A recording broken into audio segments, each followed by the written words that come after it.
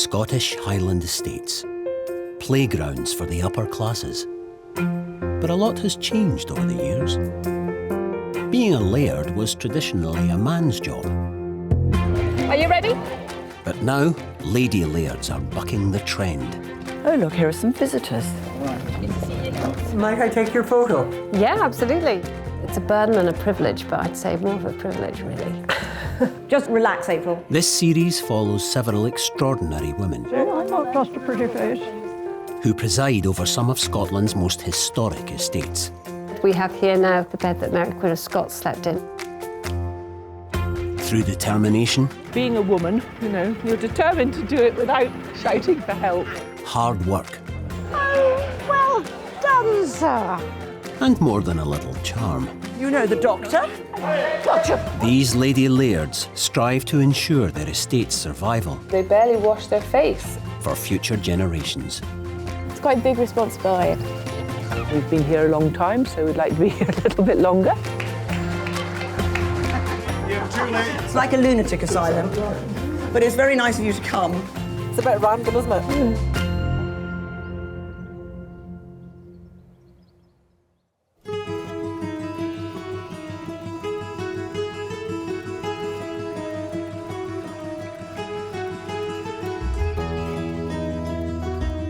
On the northern edge of the Loch Lomond and Trossachs National Park is the Auchline and Suie estate.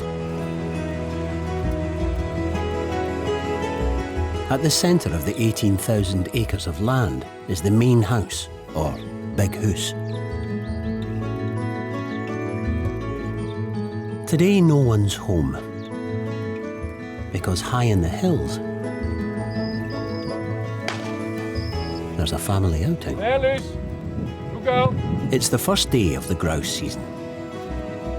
And leading the way is a laird in waiting, Nicola Cahoon. Good girl. So down the bottom is my husband Angus with his black Labrador Lucy. Are you a good shot? Some days, yes. More often than not, no. It's down to a lot of luck as well. Up at the top will be my dad Henry and our gamekeeper Ian. So it'll be probably the competition will be the most between my dad and Angus. They're both very good shots, but there's a healthy competition between the pair of them. Come on. So where are the kids at the moment? Kids are away back with Granny in the Argo. Hopefully not annoying her silly. The real laird of Auchline is Nicola's mother, Emma Patterson. Today she has her hands full looking after Nicola and Angus's children, Maya and Archie. I'm just following on behind, and what would normally happen if there were lots of grouse, then folk could empty their game bags and put them in the back of the Argo.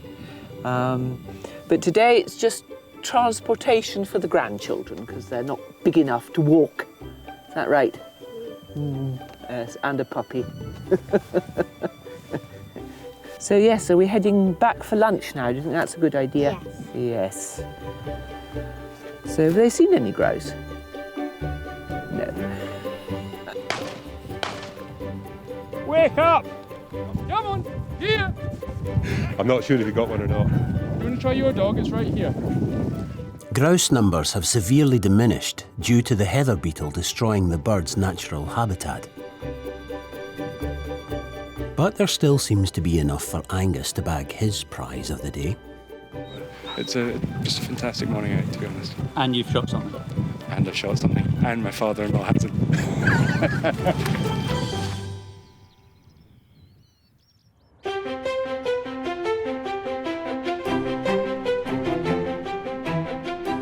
About 150 miles north of Auchline, on the west coast of Scotland, is the Attadale Estate.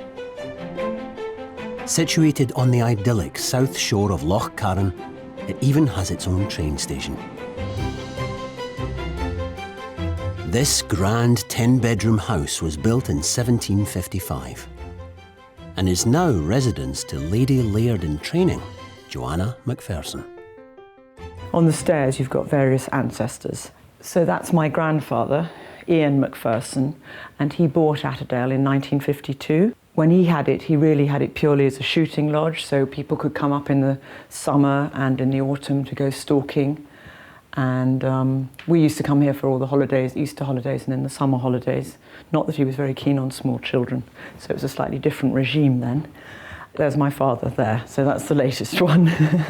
And my mother loves this place because it reminds her of South Africa, because the house is white, and my mother was born in South Africa, so she's prepared to tolerate the situation because of that, some of us think.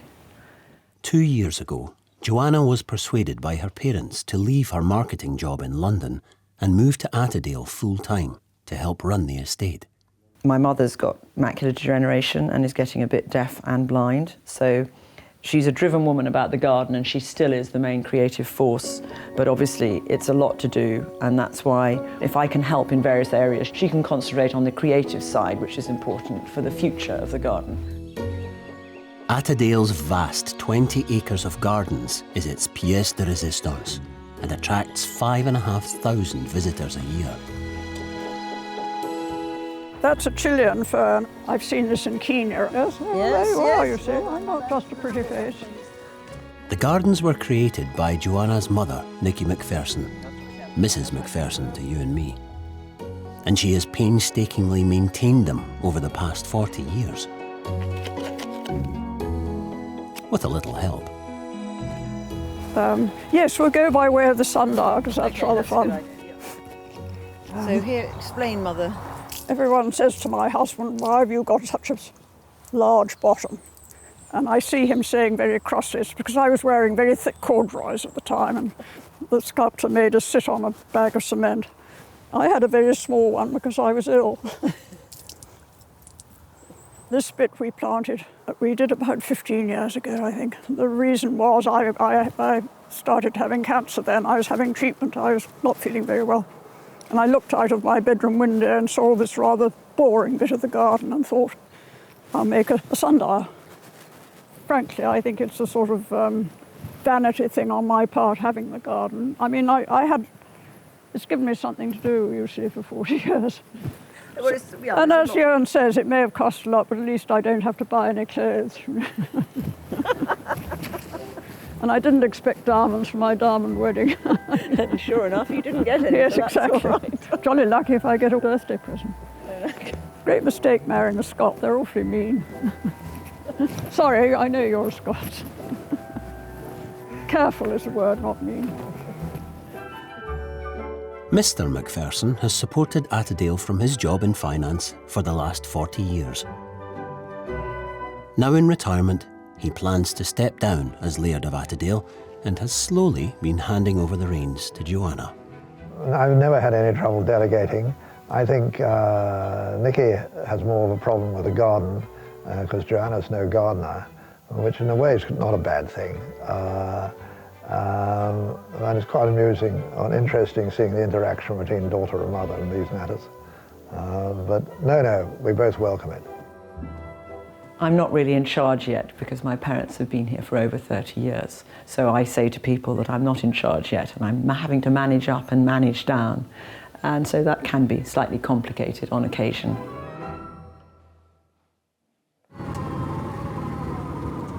The family has stopped for lunch after a less than fruitful morning. So have you seen anything? We've got two. You've got two? Emma has been Laird at Auchline for over 20 years, and one day will pass it on to her daughter, Nicola. Nicola and husband Angus recently moved back from India and have settled into life on the estate, an estate which has been in the family for generations.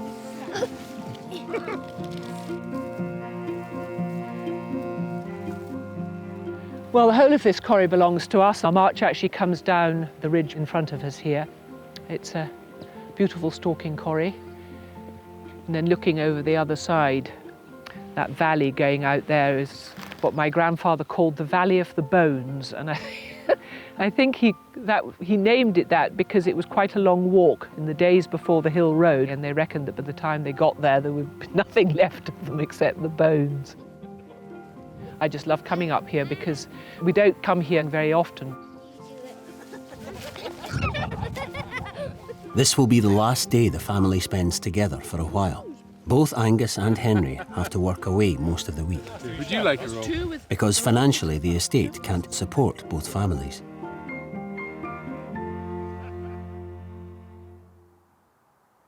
Back at the Attadale Estate, Just relax, April. Table napkins. We better have proper ones. Joanna McPherson is in party planning mode. There are some nice red ones, rich red ones. See if you can shout if you can't find them. I'll come. Thanks. I better go and have a bath and wash my hair and think what I'm going to wear. Because I haven't thought about it properly yet. It's her birthday, and the whole house is working hard to get ready before 10 invited guests arrive in just over an hour. Ah, that's a bit disappointing. But things aren't quite going to plan. Damn. Okay. And that's not working either, so that's marvellous. So I will go and look at the fuses now. Tonight's Master of Ceremonies is Joanna's father, Ewan. You don't mind me buzzing about. Daughter Joanna's birthday. We won't say which one. Yeah, can you push that? No. The second one, yeah. It's always a bit of a surprise when you find your daughter's nearly 60. Brilliant. If they're all working, so isn't that bizarre? That's really strange and good. Now all the lights are on and they're working. Also on tonight's welcoming committee will be Joanna's husband, Alec. I just need to go and talk to this chap. Okay. Life for the London-born IT consultant has never been the same since following Joanna north to the Highlands.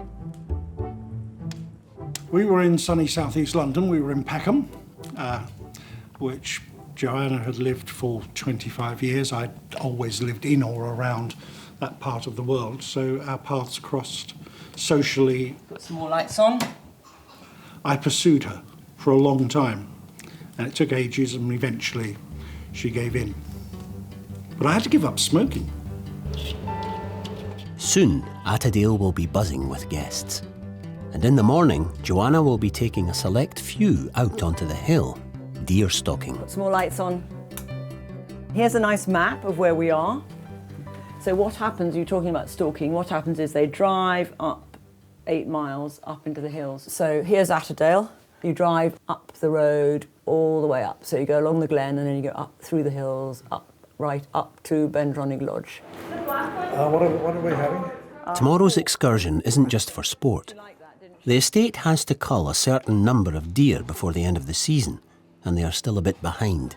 We got until October the 20th to get cull numbers. A number of stags were required to shoot, and so it's now down to the younger generation.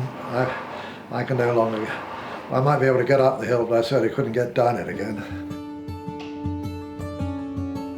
The lights are on, the table's set, and Joanna is ready for her birthday party. Okay, how is morale in the kitchen?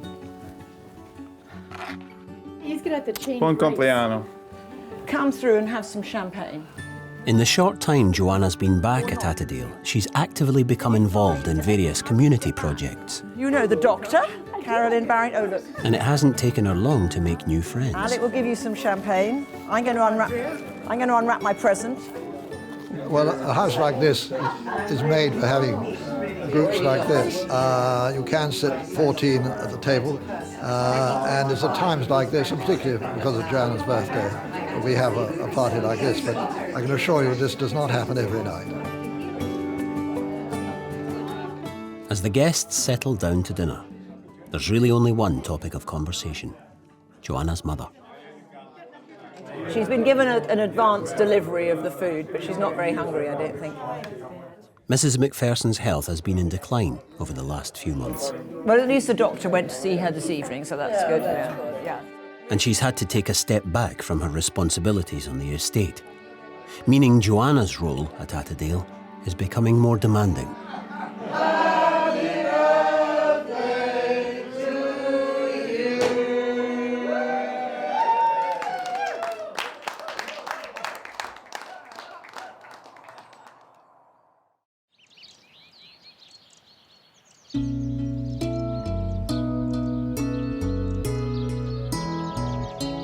It's early morning at Ochline.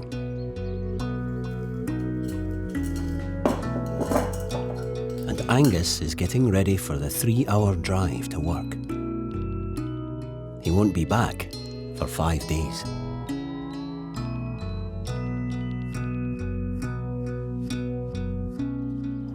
Yeah, Monday mornings are hard, getting up and heading off to work, and knowing it's not going to be the end of the week till you see the family again.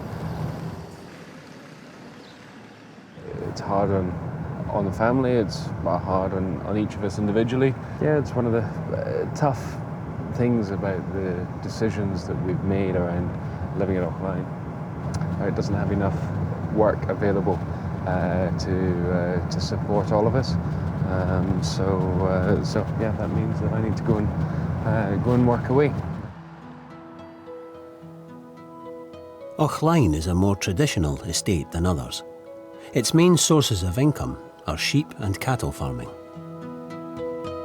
They also host various sporting activities, such as salmon and trout fishing on the River Dochart and commercial deer stalking in the hills.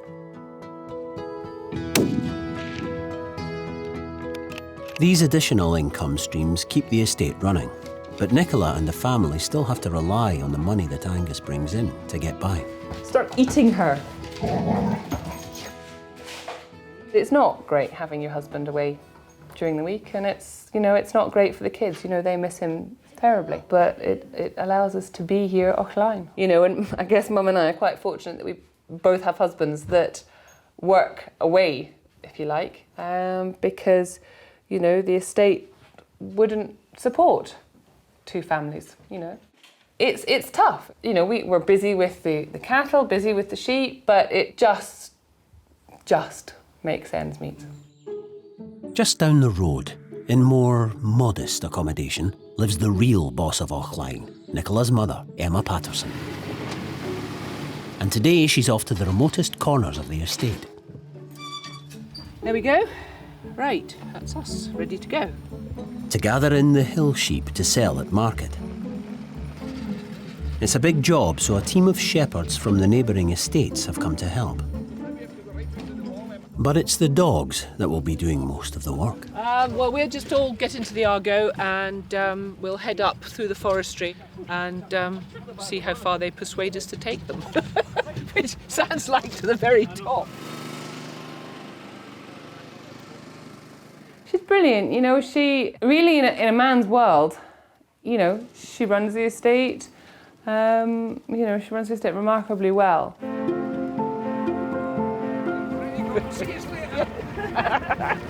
The shepherds head off over the glen.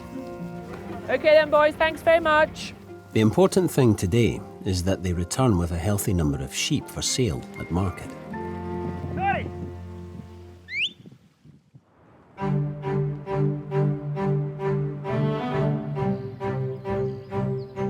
Meanwhile, over at the Attadale Estate, it's the morning after Joanna's birthday party. Celebrations went on late into the night, and the guests are blowing away the cobwebs ahead of a day's stalking. Out in the garden... My mother wouldn't want me picking them from the wrong places, so I have to spread it out so people can't notice. Joanna's picking flowers for the arrival of guests at the estate's holiday cottages. Hello, welcome. Have you met anyone yet? Oh, look, Soren has found you, so you're all OK. We'll run away because we've got to go to the station. Today, Joanna's son Jack is travelling from London to join his mother and her guests, stalking in the hills. Hello. Hello, darling. How are you? Jack has brought along his best mate, Mike. Come up maybe twice a year. 3 times a year? 3 times a year, if I'm lucky. If I'm lucky? If you're lucky. Yeah. So yeah, just get away from London, really. It's quite nice to have the option to do this and that. No, You're going a bit grey, darling. I wonder where that comes from. Attadale is and has always been a deer stalking estate. In order for them to reach their annual cull target, they employ full-time stalker Tom Watson, who has been at Attadale over 35 years. Stalking has to be done because the deer have no natural enemies apart from man, so they have to be kept, the numbers have to be kept under control for obvious reasons. As they become too plentiful, they start to cause damage, and also they run short of food in the winter time. And then you get your deer starting to encroach into woodlands and onto arable ground, and they start to cause problems. So you have to keep the numbers in check. You'll never guess who stole my son's +4s. I put these on today and apparently they're his. Well done, Joanna.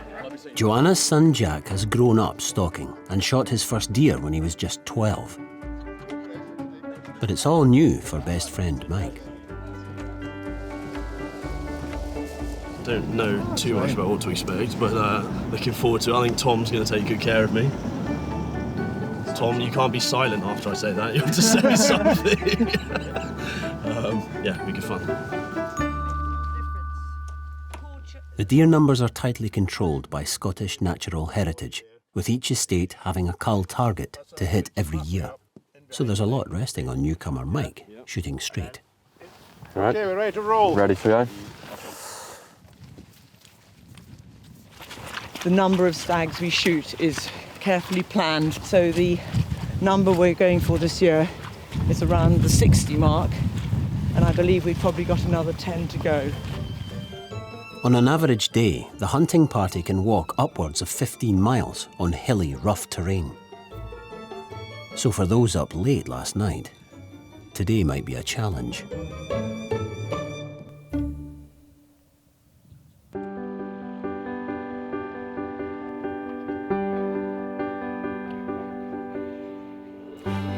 Around 150 miles south of Attadale, on the west coast, is the longest sea loch in Scotland, Loch Fyne. Home to the country's most famous oyster fishery, and home to Lady Laird, Tuggy de Lap. Look at my beautiful girls. Hello, beauties. Hello, who's feeling hungry? Tuggy is high in the hills above Loch Fyne, visiting her prized fold of Highland cattle. Come on, baby. These two are just particularly greedy. Flicky. What are both their names?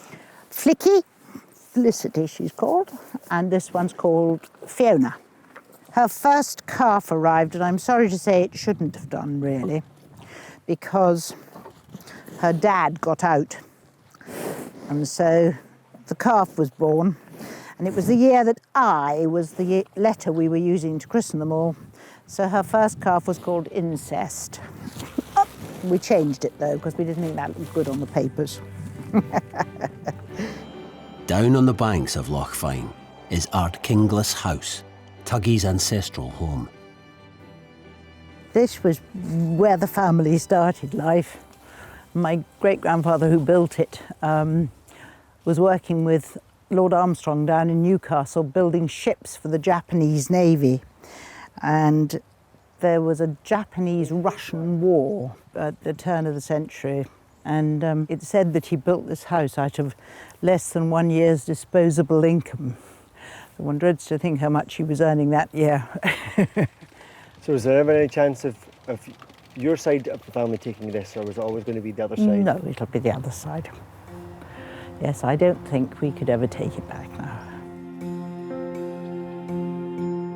Over the years, the estate has been divided up by the family. Ardkinglas House was passed to Tuggy's cousins, whilst Tuggy inherited a modest 4,500 acre estate of sheep and cattle farmland. But Tuggy has turned it into more than just a farm.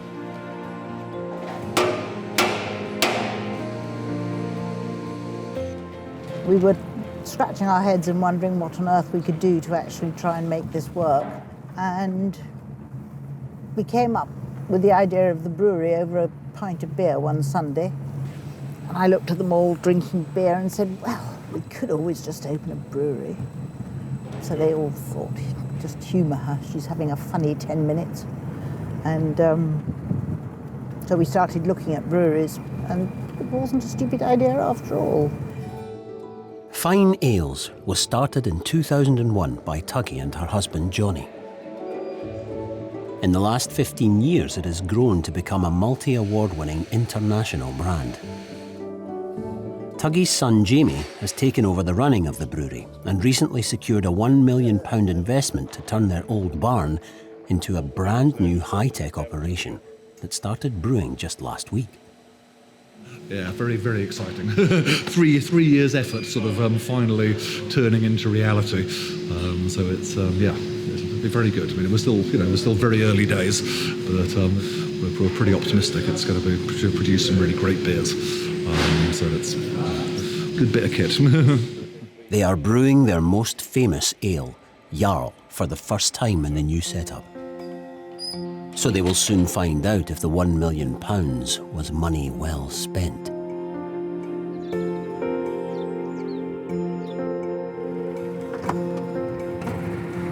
Emma has dropped off the last of the shepherds and can head back down to the house. But the track that she whizzed along on the way up is proving trickier now. It's not going to work either. We want to get to that side, you see. The eight-wheeled Argo is not coping with the wet slope, and her passengers are now busy elsewhere.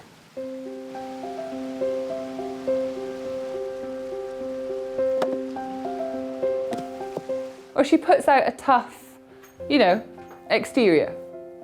She's quite soft, really. See what happens there. We'll try that. She is a very resilient woman. She really is, She's lost her mother, she's lost her father recently, and, life goes on. There we go. Relief, I tell you. Because the problem is that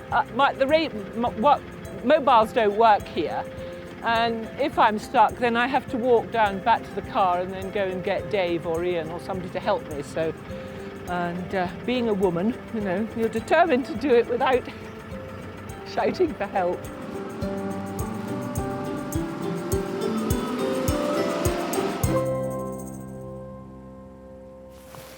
Put your safety off. There he is. There he is. There. You ready? Okay, go. Well done. Well done, Joanna. Thank you, Tom. Joanna has bagged the day's first stag. That was good. That was very calm. Yes. Due to the high number of deer they must cull, they put the first shot in the capable hands of the Lady Laird. But next up is first-timer, Mike. Well, I think after that you've earned your lunch, Joanna. Joanna heads back to the estate's stalking lodge and leaves the rest to carry on. Fatal sitting down, I'll never be able to stand up again. And it's not long before city boy Mike has a deer in his sights. No, just keep him in your sights, because I might want you to shoot him again. Okay, just keep him in your sights. Can you see him? Tom's looking for a clean kill with one shot. Yes, and just keep him in your sights. If Mike isn't on target, the deer could escape wounded and suffer a slow death on the hill. Okay, go. But Mike shoots well. It's pretty thrilling, actually. I can feel your heart beating from where I was.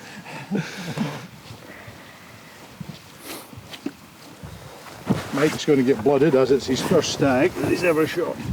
Okay, Mike, where are you? There you go.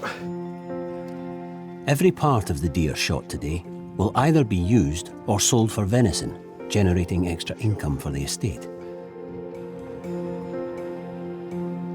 While most estates in Scotland charge up to £500 a day for commercial deer stalking, I might have a little bit of whiskey. Attadale has been able to offer it free to friends and family due to Mr. McPherson financing it personally. Thank you, Tom. Thank you, everybody. Thank you, team. But when Joanna is eventually left on her own, they might not be able to afford that luxury. And she knows things are going to have to change.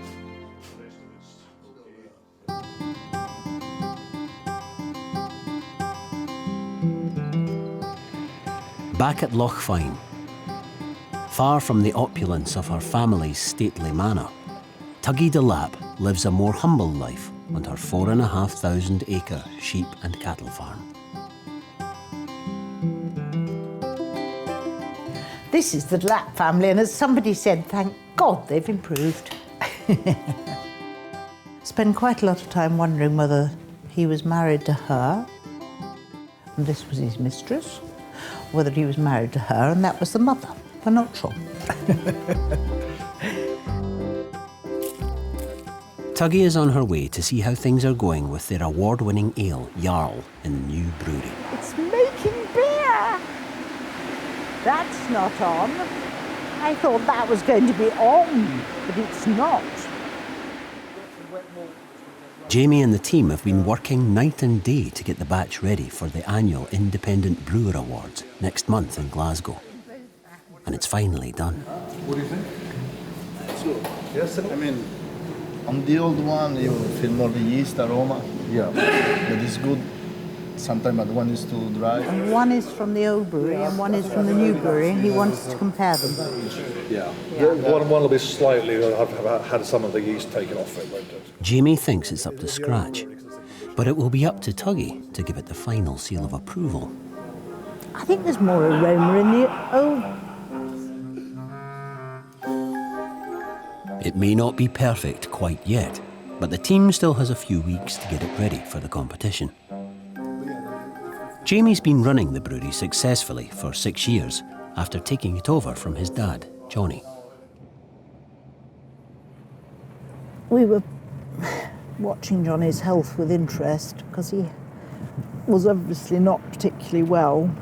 Eventually I persuaded him to go to a doctor, and he said, well, I think you've got Parkinson's.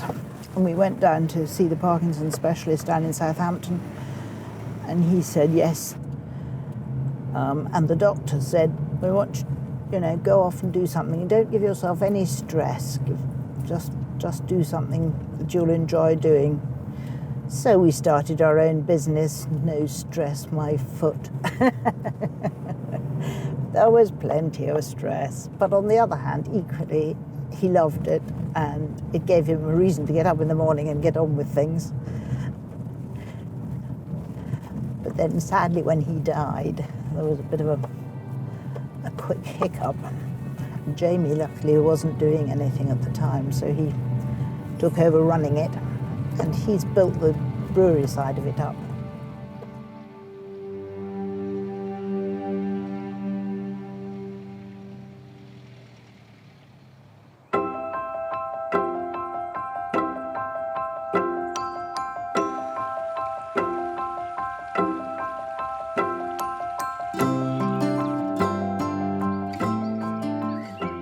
At the Auchline Estate in Glendochart. It's Saturday, which means Nicola's husband Angus can spend some quality time at home. But at a working estate like Auchline, there is always a job to be done.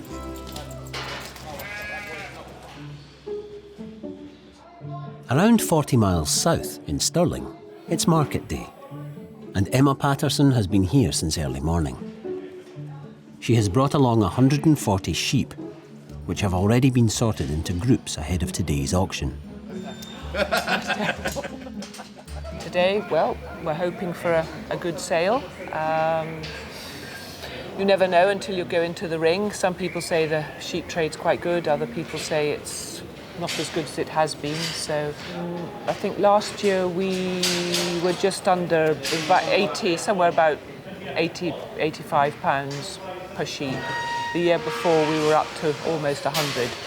So hoping for somewhere nearer the 100 today. Suddenly, it's all go. The sale starts in 15 minutes. So. The sheep have to be clean, dry, and looking their best if they are to get a good price in the ring. For Emma and the estate, it could mean the difference of several £1,000s. It's very important because it's one of the main incomes coming into the farm. You know, the price of feeding is going up every year, and so you need the money to do that.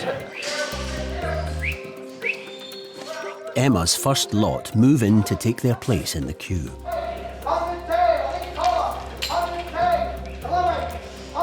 Bidding ahead of her sounds encouraging. So Emma could be in for a good day.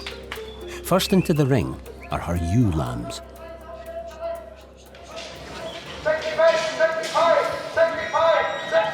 But bidding has started low. 70, 2, 4, 6, 77, 77, and 77. And falls short of the £100 she hoped for. With another 8 lots to go, things will have to pick up.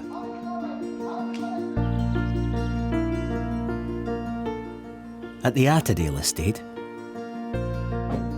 Joanna McPherson is returning home after visiting her mother in hospital.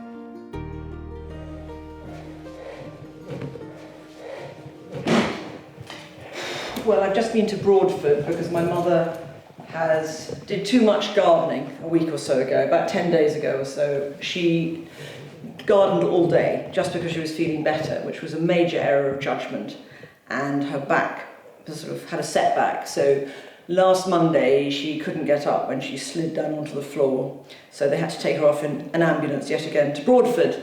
And so my father and I have been taking it in turns to go and see her. Okay. The reason she had to go into hospital was she was flat on the floor and she couldn't get up, which actually was quite funny in a surreal sort of way. You had 2 district nurses and the doctor and my dad, but they had to get the ambulance because they needed something special to pick her up off the floor. I'm talking to the doctor. She thought maybe towards the end of this week she should be able to get out. Mrs. McPherson's accident has left Joanna with a bit of a problem. The estate is scheduled to take a busload of tourists for an excursion round the gardens. Ooh, that's a first. Mrs. McPherson would normally act as tour guide. Instead, Joanna is going to have to wing it. All together, Callum Hastings. Emma's first few lots of sheep haven't reached the £100 mark she'd hoped for. Her last chance of making a good profit is from her group of gimmers. 2-year-old female sheep, perfect for producing lambs. Things are looking up as bidding starts high.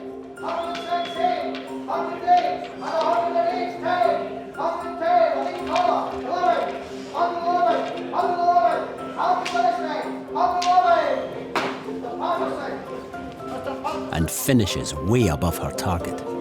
Thank you very much. Always a pleasure, never a chore. Thank you, Alistair. Thank you. We'll see you shortly, no doubt. Oh, well, we'll go to the office and get the cheque and we can have a look at that. Profits from farming have been dropping year by year for the estate. And back at Auchline, I'll happily be a pilot as long as the price is right. Nicola's been trying to find alternative sources of income. The estate recently converted an old farmhouse into a holiday let, which brings in additional money.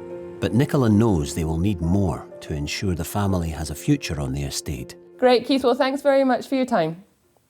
Right, so we have been trying to think of wonderful money-making ideas for the estate.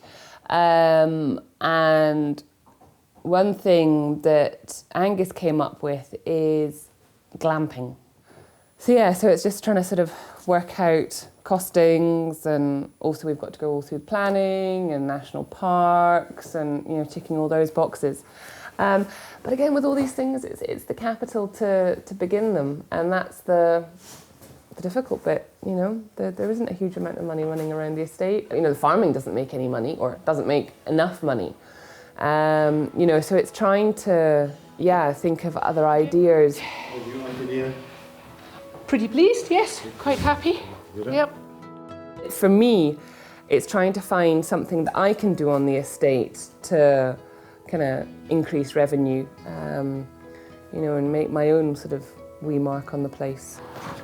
£11,159.38. Head for home now and see what tomorrow brings. Yes, right, these pods.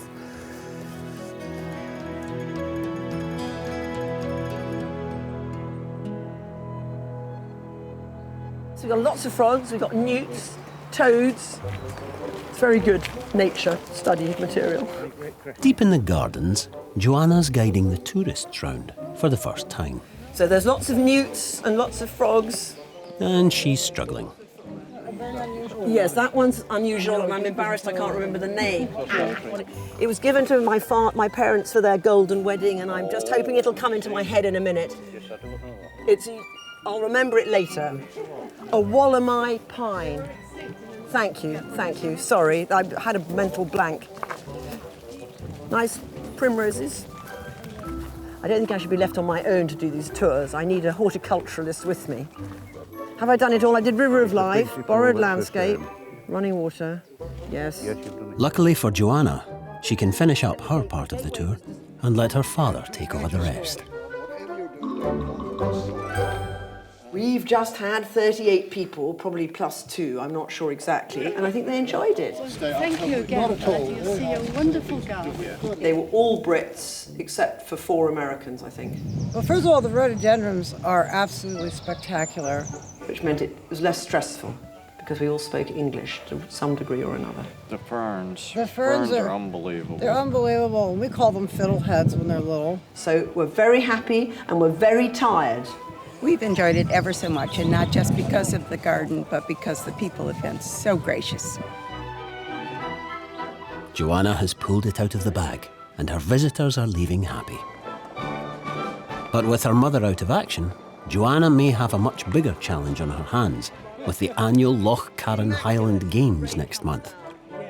Instead of 40 visitors, it will be more like 2,000.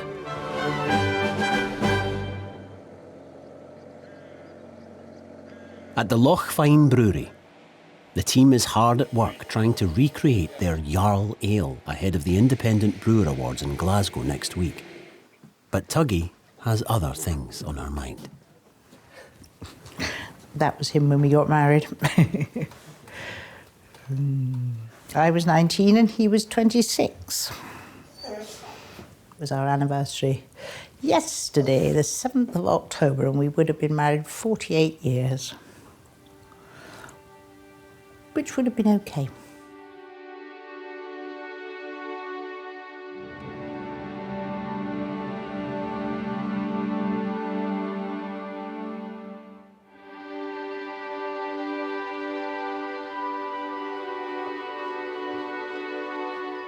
We met at a party in London, and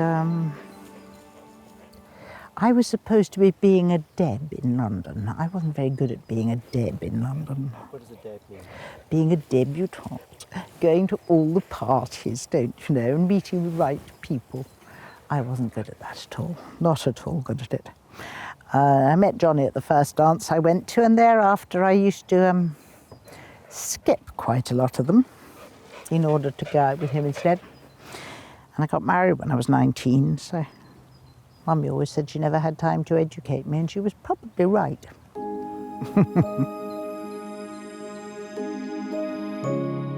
He was a lovely guy. He came from Kenya, he was born. He was born in Nairobi. And so the wide open spaces didn't worry him too much. He absolutely loved fishing, so he had a great expression, which would you rather do or go fishing? You were never offered the alternative. So he used to fish a lot, whenever he could.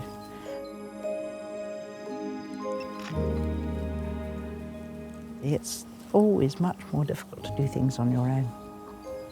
Even getting out the camera and taking photographs.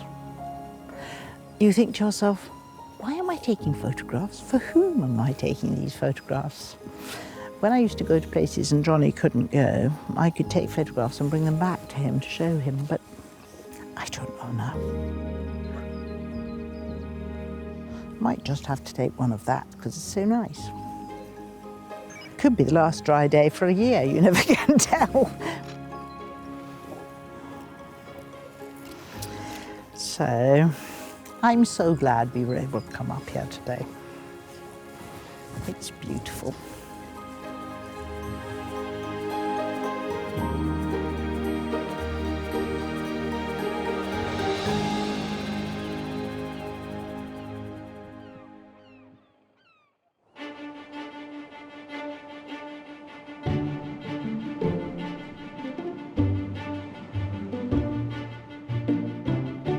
in the northwest of Scotland, on the Attadale Estate.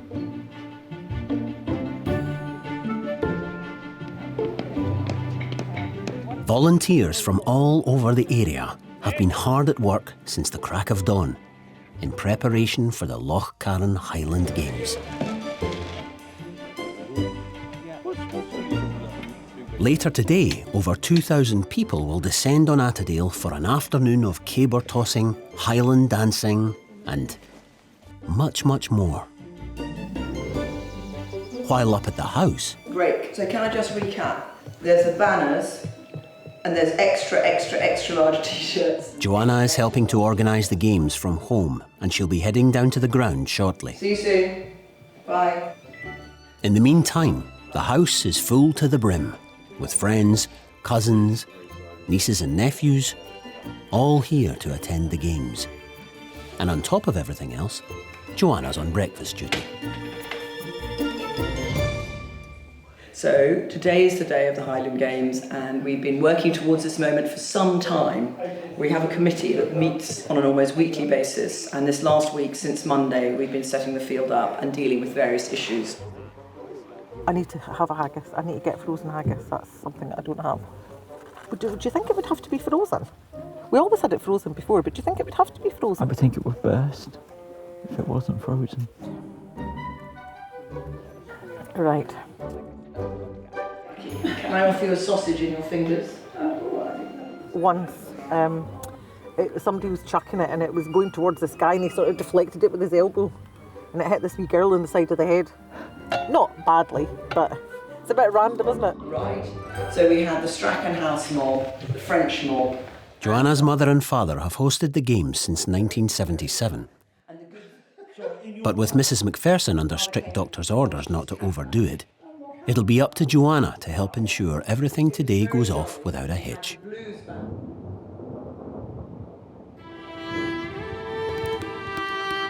But the famous Scottish weather has other plans.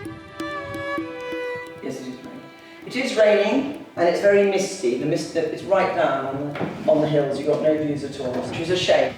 But I hope that given it's here and it's in Scotland, they'll come anyway. That look today looks pretty gloomy right now. And looking west, it looks even gloomier. So I'm going to polish my cap badge and hope for the best. Very good. Joanna heads outside to see how bad it is. Oh dear.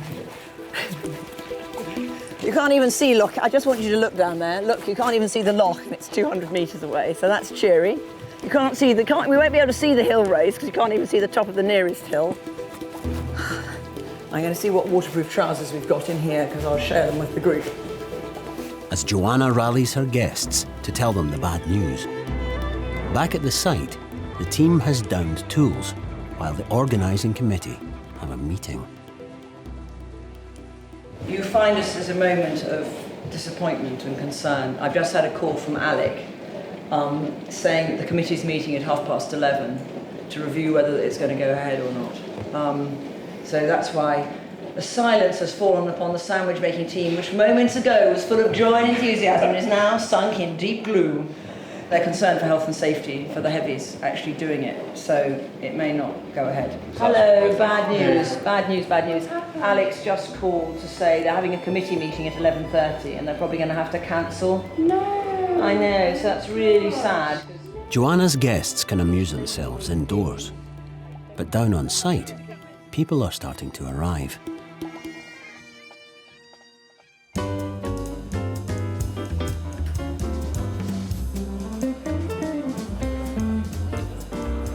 At the Drygate Brewery in Glasgow. Would you mind sitting at your first table, please? Tuggy has arrived to compete in the annual Brewing Awards.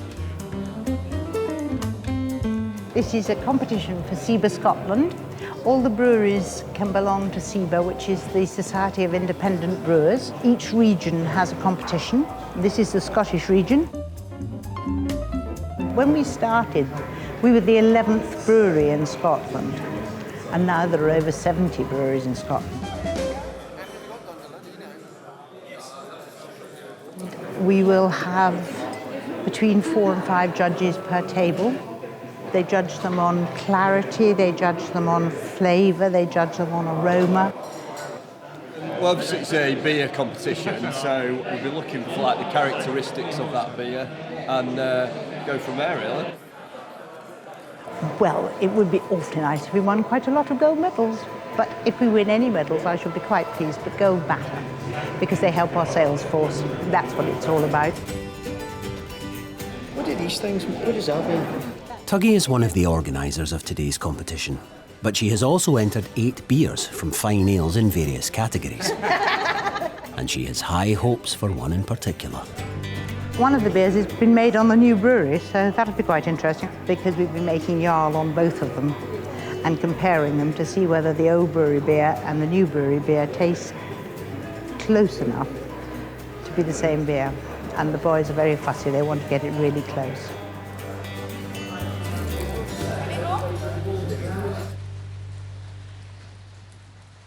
Back at the Attadale Estate, Joanna's guests are sheltering from the rain and waiting for word about whether the Highland Games will be cancelled. While down at the site, And when do they start arriving? the visitors, athletes and pipe bands have all started to arrive.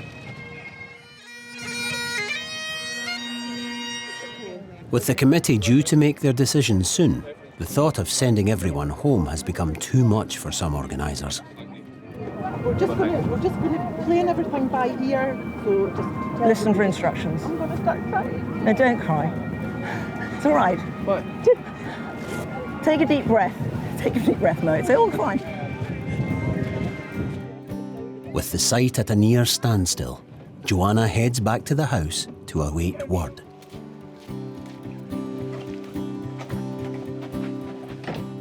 And just as she gets through the door, the call comes through. Hello? Hello? It's going to go ahead. I almost want to cry. Thank God. Okay, all right, super. Yes. Fantastic. I love you forever. Okay, can I go and tell the children, please? Hello, it's on. It's on. Yay! So I'm just going to go and tell Granny and Grandpa, and then I better go and put some tartan on, okay? So onwards and upwards, finish the sandwiches, booze. The games can't begin without Mr. Macpherson officially opening them, so the family makes a dash for the site. It's like a lunatic asylum, but it's very nice of you to come. Very good. Bloody awful weather. It's an absolute miracle it's happening. Hello! Hello, bonjour, ça va? Even with the unfortunate weather, we intend to carry on as best we can.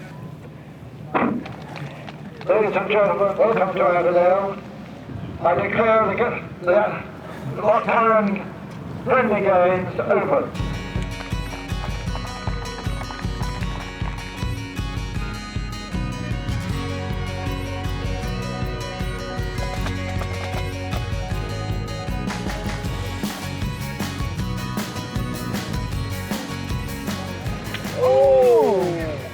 Despite the rain, the runners start to run, the pipers start to pipe, and Joanna has her fingers crossed the weather doesn't get any worse. Cheers.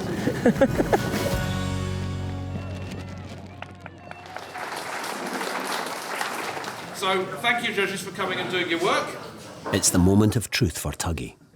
I have a piece of paper here. I will do the bottle categories first of all. For bottle bitters up to and including 4.9%, it's Scottish Borders Brewery with Dark Horse. And the gold award for bottle bitters is Harvestoon with Broken Dial. Things get off to a bad start. Fine Ales hasn't managed to reach the top 3 in the first 5 categories. And next up is Jarl, where Tuggy will find out if the new brewery has succeeded in recreating the famous ale. Tuggy misses out on bronze. But The silver award goes to Fine Ales with Jarl. It wins silver. And it's not the only award she picks up. The silver goes to fine ales, and the gold award goes to fine ales with sublime stout.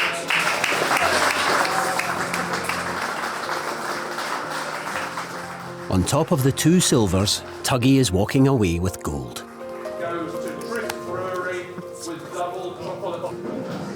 Yeah. The outcast group in the corner. Can we have you in? Well done, well done, well done. My phone says that Jamie has called me, so I better ring him back. Hello, how are you? I haven't got a dustbin full, but I don't think you'll be too displeased. Y'all got silver for bottle and silver for cask. Sorry? And that was the brew you did? Oh, well done, sir. That's so good. Well, you and Musk, between you, done a grand job, please. They said it was absolutely spankingly good. Okay, love. I'll speak to you soon. Cheers. Okay. Bye. Jamie brewed that beer. It was the second brew we put through on the brew plant, and there wasn't a brewer around, so Jamie did it. That's a really, really lovely beer, so it's nice when it gets a reward for being so good. I'll give you a glass next time you're up. Sorry, I shouldn't say that, should I? Didn't Fiona do well?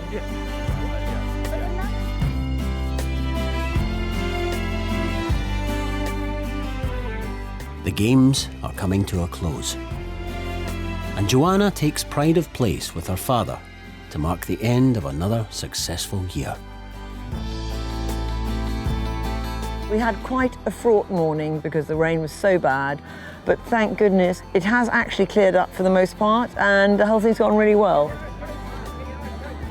We conquered the elements and soldiered on despite the appalling situation. And actually, it's not raining anymore, but I'm still very cold and damp, so I'm going to go home and have a bath.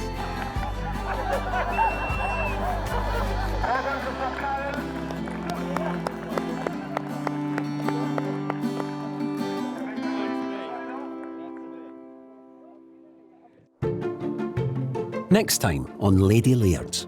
We've been here a long time, so we'd like to be here a little bit longer. No! That was close! Nicola's future on the estate is in jeopardy. It's a worrying time because you just don't know what the future's going to be. Attadale receives some very special visitors. They came to film a commercial for a new whiskey, and it starred David Beckham. And that paid for the roof.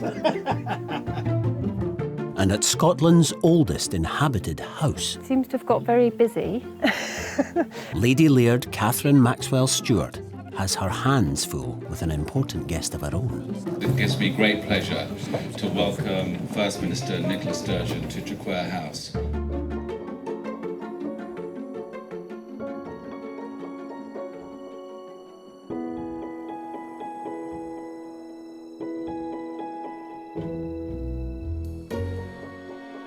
At Loch Carron, winter has arrived, bringing with it a thick cover of snow. Now, how's it looking in here? Pick up the knickers off the floor. It's been Joanna's second season at the Attadale Estate, and after a summer of entertaining in the big house, it's time to scale things down. Well, it's November now, so it really is the end of the season, and we know people won't be coming to stay. It'll be a lot quieter now. There won't be much going on, and we've got enough room in our 2 up, 2 down over the way, which is very nice. We can operate from there in a smaller, low-key manner. Joanna and Alec's smaller house out the back will be their temporary home for the next few months, as heating the big house all winter becomes extremely costly. But it does get a bit cramped. You'll have to get used to not banging your head. Unaccustomed as one is to central heating on such a scale as this, it seems extraordinarily warm up here, I have to say. Alec's got a cupboard in his study. While Joanna and Alec get settled in for a long winter, Attadale's head stalker, Tom, has his work cut out controlling the movement of the deer. The deep snow on the hills means they have ventured down onto the estate grounds in search of vegetation. We don't normally get as many as this down below here. They tend to be higher out. Stags get quite tame in the winter time after the rut. There's not a lot, they're quite bold. If they were like that during the stalking season, life would be a lot easier. This is the most snow we've had here for a good lot of years. This is pretty serious stuff. If it lasts too long, it will have a bad effect on the deer. Oh, here's a casualty. That's the start of the winter kill.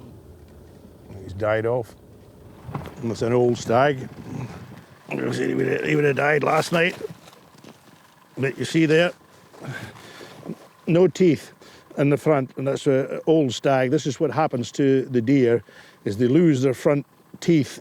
When they start to lose the teeth or get gaps in the teeth, they don't feed so efficiently, and therefore they get loose condition, they get weak, and then they just die.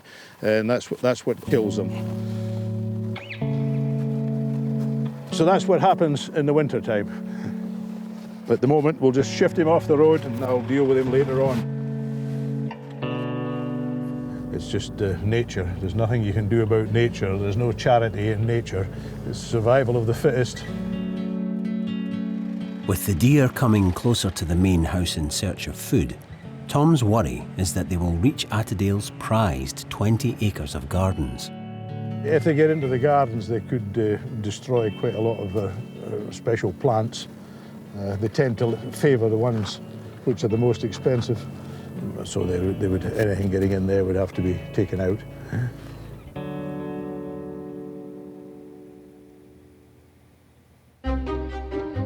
Last time, Relief, tell you. Auchline's Lady Laird, Emma Patterson, was struggling to keep the estate going with sheep and cattle farming. It's very important because it's one of the main incomes coming into the farm.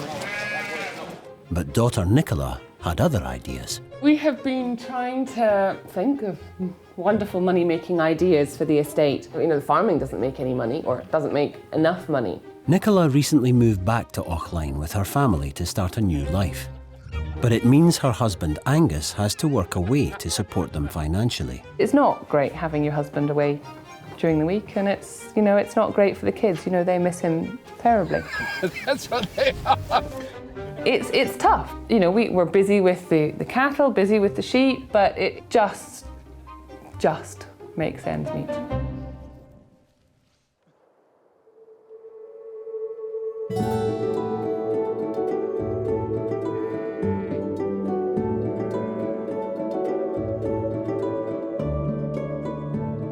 In Glendochart, the Auchline estate has been hit by the same winter snowstorm.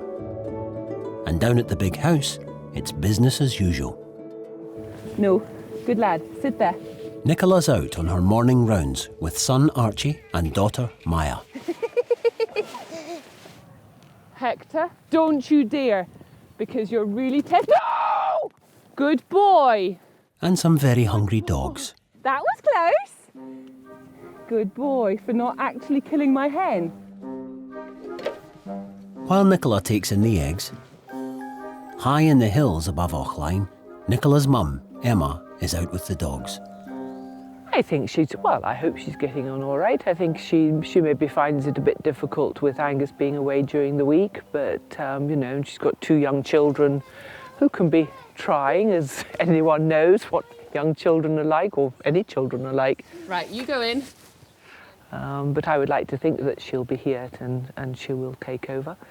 Yep, we've been here a long time, so we'd like to be here a little bit longer. Quite nice. Do you think you'll stay on the estate?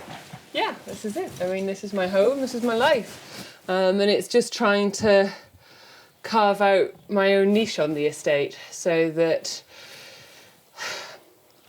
basically we can afford to live here.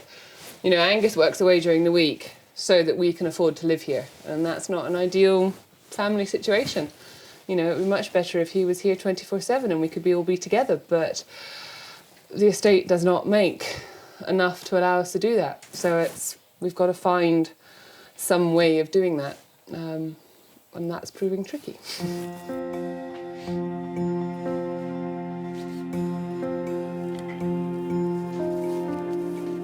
And another one. You just don't know what the future's going to be. I mean, I would like to think that, you know, the next generation or the next 2 generations are going to still be here.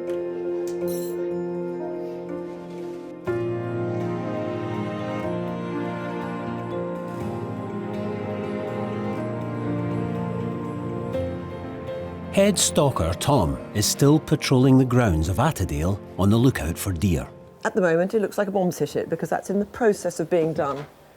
While Joanna checks the estate's holiday cottages, which are empty during the winter. I probably could just pour it down the plug hole.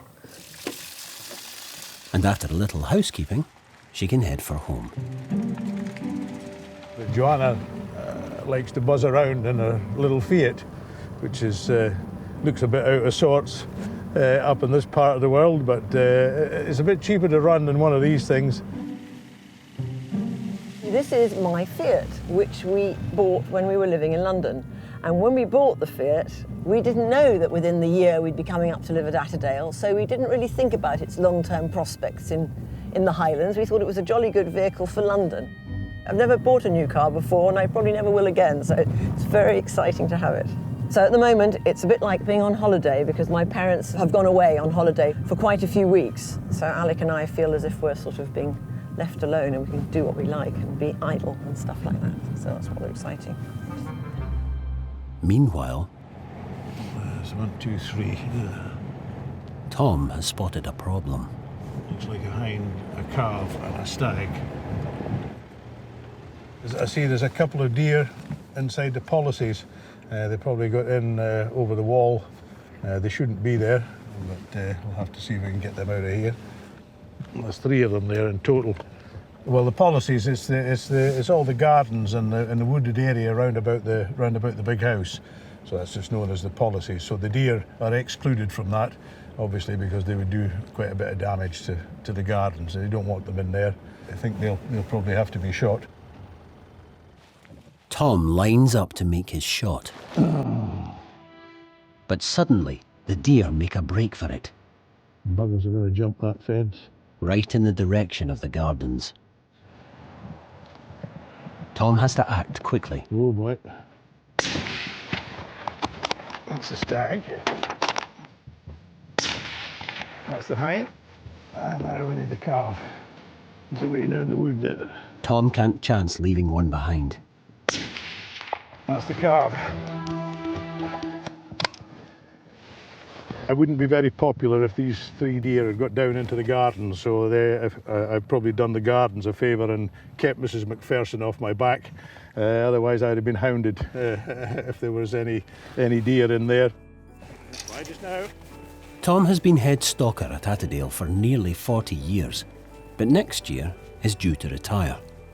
At the same time, Mr. McPherson will also be stepping down, handing over full control of Attadale to Joanna.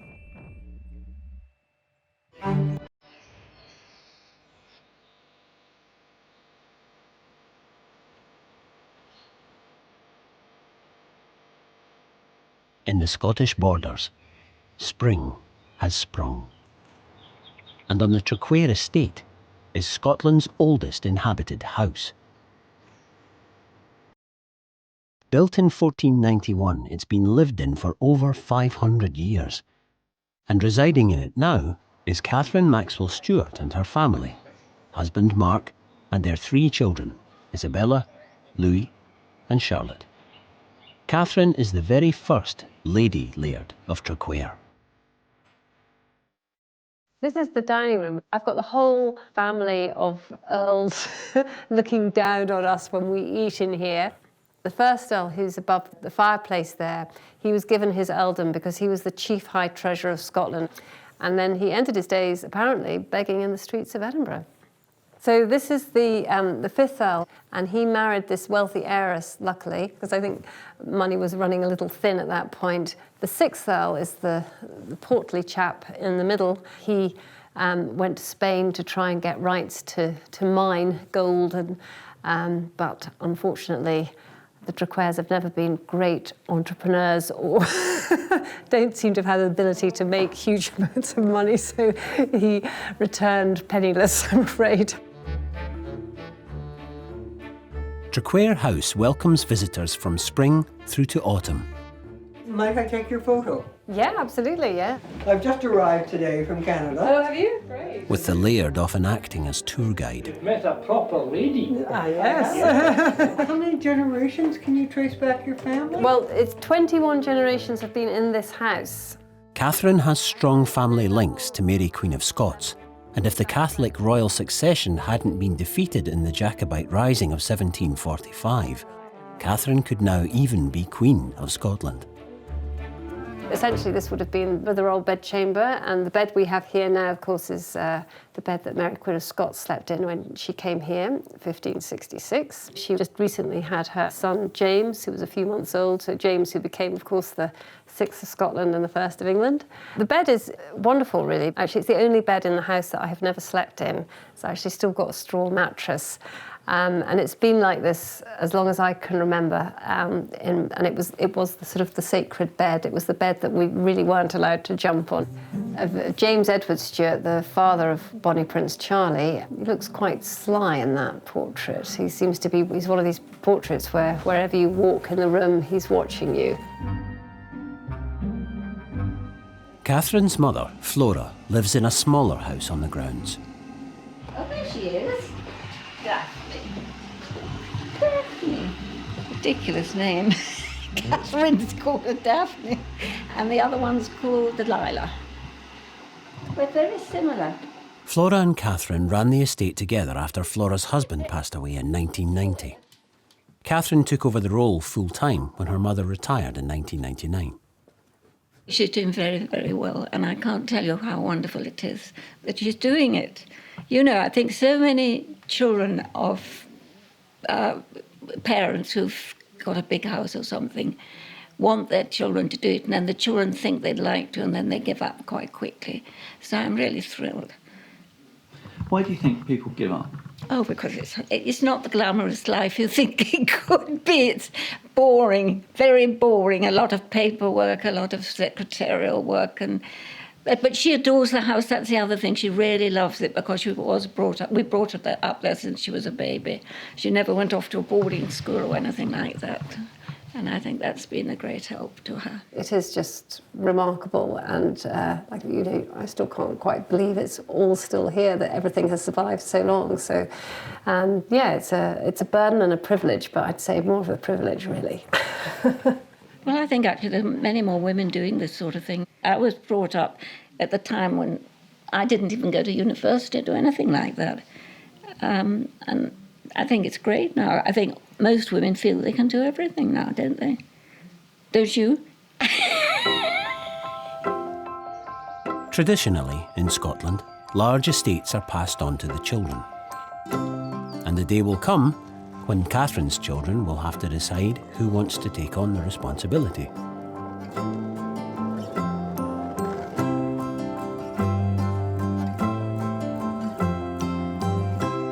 A 100 miles north of Traquair, at the Highland Estate. Could you go upstairs and brush your teeth, darling? Nicola is rounding up the kids to take to school. Go away upstairs and brush your teeth! That didn't get him upstairs, he's still at the bottom of the stairs. Well, you shoo him upstairs then. Nicola and the family recently moved back from India. Rani, you come in. Come on. Nicola gave up a promising career in conservation to start learning the running of the estate. From her mum, Emma. They've settled in here now. They've been home, 18 months, and they're planning various things to try and help the estate keep going. Right, where's Archie? So yes, it's good to have some new blood and different ideas, you know, because one gets sort of stayed and, you know, you keep in a rut. We've always wanted to come home. It's always been, you know, a dream for both of us to come back and live on the estate and bring the children up on the estate. So, yeah, we're now home for good and slowly beginning to kind of learn things about the estate and, you know, how best to take it forward, really. Are you taking over then? I will eventually, but, you know, there's still life in the old girl yet. It's lovely to have them home, and it's nice to think that they all enjoy being here, you know. I mean, I would hate to think that neither of my children were interested in trying to carry on. At the other side of the estate, Emma's husband, Henry, is back home for a few days. Henry's a successful architect who works in Edinburgh most of the week. He takes no income from the estate. We have two children, Richard and Nicola. Richard works in Glasgow, and Nicola has come home after doing a number of jobs abroad. So Nicola has expressed an interest to carry on with the estate itself. The problem will be you can't really change things that quickly. So it's how does she put her mark on the estate? Archie, you're a rat bag, come on.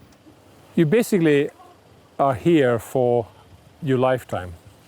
Now, some of the newer properties which are bought by Europeans might not have that sort of end product, because after all, they're bought commercially at big value, and if things go tits up, they're sold again. Whereas property like Auckline, for example, has been in the family for a number of generations.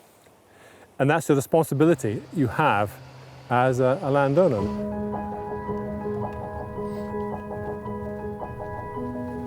You have huge asset value and no income. So why do you do it? Why would you do that? Why don't you just take the money and run, have wonderful holidays, buy fast cars, etc. But no, it's a responsibility which you happily take on to maintain the property for the benefit of basically the nation.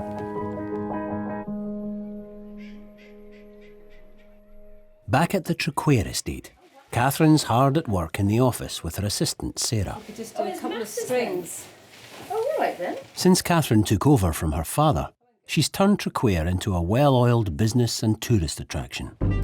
Along with providing an upmarket B&B for guests, they host several large events in the grounds, attracting thousands of visitors, plus weddings and corporate functions. Her first big challenge in the calendar is the Easter extravaganza, and she only has a few days left to make the finishing touches. While upstairs, Catherine's eldest daughter, Isabella, is having a break from studying. I'm doing my last set of exams, my hires. I didn't do very well last year due to my own failings, but this year I have to do well, so. No, you can buy tickets on the gate. Mum can be quite intense about it. She picks a fight with you like every day. Yeah, if you about what you're gonna do in life. Yeah, pretty much. So it's better to leave her in the unknown, so she doesn't know things, so she can't ask me about things. Well, she's the only thing she seems to know that she's doing is taking a year off. Hasn't quite decided what she wants to study yet. I think we're just going to see how it goes, really. But yeah, she'll take her time. I don't doubt that she'll work out exactly what she wants to do. So I'm not pushing her too much.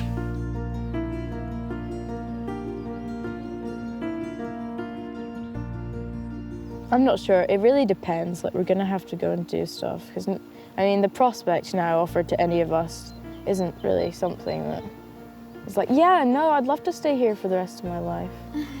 It's quite a big responsibility. And especially seeing how stressed out Mum gets with every event, like, so much stress. It's quite, I don't know. It doesn't look that appealing. It's a lot to put on young people, you know, saying, well, this is going to be your future, or you're definitely going to be tied to this house, and this is going to be where you have to be. I just think it's really important that they get away from the house, they develop their own lives, they get a career somewhere else before they get back. I think the worst thing really is to grow up here and then just stay here. I think they've got to go out and see the world, develop their own lives and then work out if they want to be here.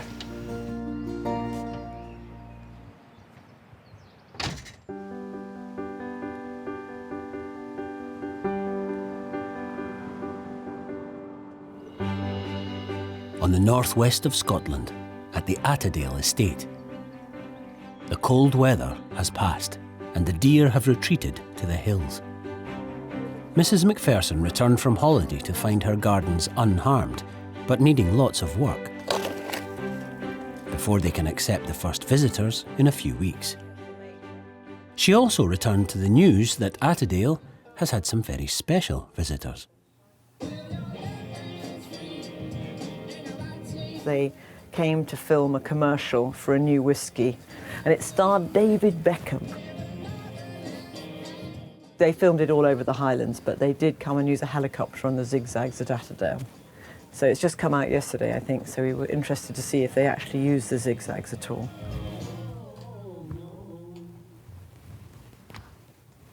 Goodness me. What did you think of that? Well, it was very glamorous and completely very funny. Ah, there it is. Clever, Alec. Well done, Alec. I mean, even finding it. It's lovely. The only other time that's really made a big difference was the Hamish Macbeth series. They used it. And that paid for the roof. They did a lot of filming in the garden. What's the actor called? Robert Carlyle. Oh, God, he was tedious.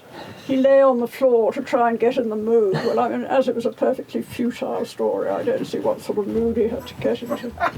I mean, it really was. He was so pompous. As the family give it another watch. That's Bob Kindness, who looks after the fish. Joanna's father Ewan is out for a spin. Mr. Macpherson has plans to step down as Laird of Attadale at the end of the summer and has been slowly handing over the reins to Joanna. I'm particularly pleased that Joanna has decided to come up here with Alec because you need fresh energy. I mean, she's had a career which is a very valuable one in terms of marketing, and I'm sure she'll produce many other ideas which will be a benefit for the estate. So far so good, yeah. Mr. Macpherson has supported Attadale with his finance job for 40 years. Now he's retired, Joanna's been left trying to find other ways to generate income. But they have a plan. This is where our first hydro schemes, this is the burn, or the river, they call the Attadale Burn, which will be the generator, and if all goes well, they'll start construction next May, I think it's going to be. The whole point is to give Joanna a chance, a regular income for the estate, which will allow her to keep the show on the road for at least another 20 years. People think great big estates must have lots of cash, but actually it's not really like that. We've got the garden that's open to the public, and yes, we get thousands now of people who come, which is exciting, but actually if you look how much money that brings in, it doesn't really pay for more than perhaps half a gardener or so, which is a bit sad. So it's quite a challenge making it stack up financially.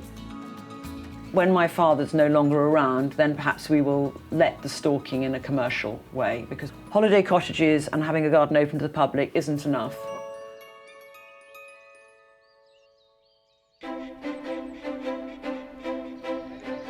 In the Scottish borders,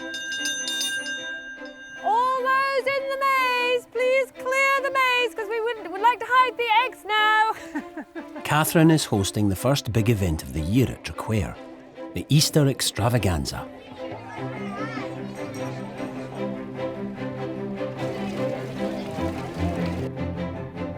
Well, we've got the Easter egg extravaganza, so the Easter egg hunts start at 1:30. We have about 5,000 eggs that we hide in the maze, And we really guarantee that nobody leaves empty-handed, and hopefully we've not too many either.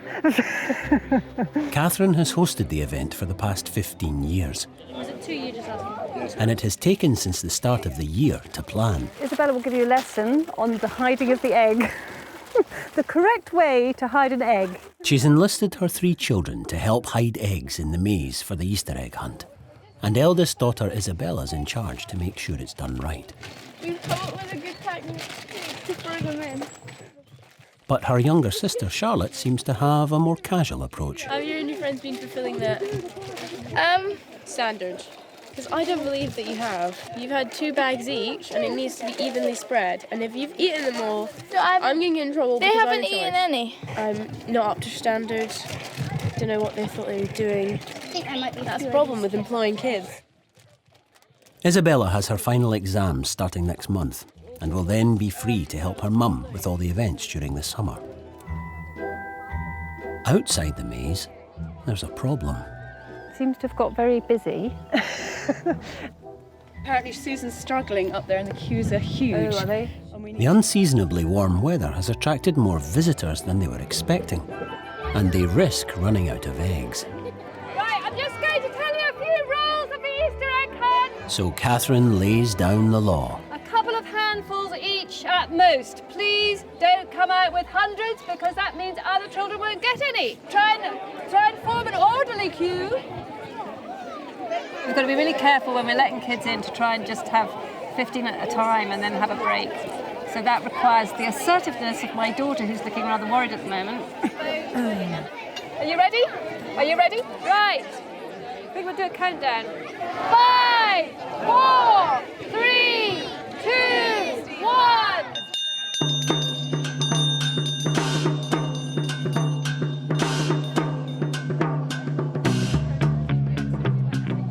While the hunt gets underway, Catherine's second-in-command, Sarah, is frantically scrambling to find more eggs. So that's special ones.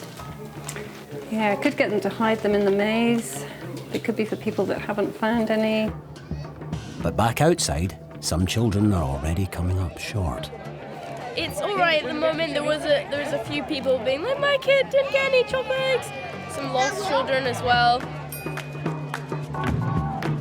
Did you find some? No? Here. Here we go. Catherine hands out eggs to the unlucky children. But soon, she has a bigger problem on her hands. I'm really worried about my son. Do you want to go? We've gone in, he's not there. There's a gate on the other side, no one's manning. It's locked. It doesn't matter, someone could go over it. There's no one standing there. My son has gone missing. All right, well, what does he look like? The Spider-Man on his face. Oh, the Spider-Man, okay. Lost children are one of the downsides of having one of Scotland's largest hedge mazes. Where are you? Catherine will have to put things on hold as the egg hunt becomes a manhunt.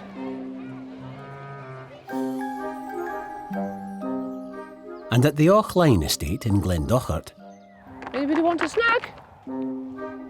Emma Patterson is high in the hills with her award-winning Highland cattle. Do you want a snack? No, I know you don't want a snack. Do you want a snack? Do you want a snack? No? Emma has to choose her best bull to enter into the annual Highland Cattle Society show in Oban next month. Want a snack? Oh, don't be so silly. But the bulls don't seem as keen. Here's Gran's girlies. Oh, they're off. While down on the banks of the river, Emma's husband Henry is back home for a few days. Em took over the running of the estate from her mother after she had a small stroke. Not Em, her mother. And has run the estate for the last, oh gosh, it must be 20 years. Em's mother, Judy Bowser, she in fact got the estate when she was 21 and started what is now the famous sort of Glendochart Highland fold of Highland cows. Do you want a snack? Now, Judy spent a long time sort of developing the breed, and obviously over the years, Em has equally enjoyed the Highland cattle. So she, in fact, has taken over the responsibility of the fold. No? You want it on the ground? Like there, you mean? But the problem with that is that it costs twice as much to keep a cow for the year as the calf is worth. So basically, you're £200 out of pocket each year for keeping one Highland cow. So if you then promote that to, say, 100, you're losing a lot of money. I don't have the time to spend that Mother did with the cattle. They were the love of her life. I mean, she was up here every day looking at them and talking to them. And it's a bit of a struggle because they don't make money. Why do you keep on doing it? What else would I do?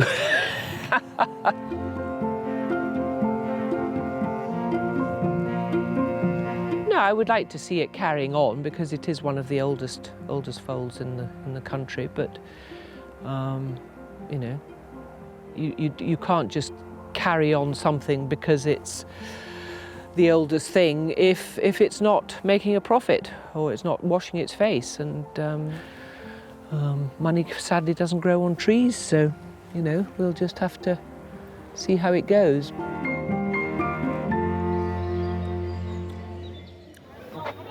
I don't know where he is, but he will be looking for her. At Traquair, there's been no sign of the lost child, and Catherine's had to close the maze. But just as the last people exit... Did you get some? Oh, Rayanne, you're the Rayanne! You've got some as well. We're very pleased to see you. You found some eggs as well. We'll have a couple more for getting lost and being found again. You didn't find any? Okay, here you go. Disaster averted, Catherine can start winding down the festival. Well, it's been a pretty good day. Quite exhausted now. We had a huge turnout, and I think hopefully everything went well. We actually have still got a bag of eggs left, so that means everybody went home not empty-handed, which is great. And fingers crossed, the money will be good. Yes, it'll all have been worthwhile. Do you want some Prosecco? Catherine's husband Mark is a QC and a trustee of Traquair, but isn't involved in the day-to-day running of the estate. Give me a little Easter kiss. But at the end of the summer, he'll be hosting his own event with a very important guest speaker, who might attract more visitors than Traquair has ever had. We say cheers, well done, Catherine. Cheers. Well done. So this is a tour that we got yesterday. Back at Attadale, head stalker Tom is busy preparing the deer to be sold for venison. And that's all the male organs. And other parts. Deer penises and testicles, yeah. That all gets exported out to the Far East. They use it as an aphrodisiac, but I'm probably more needing to keep it myself. So.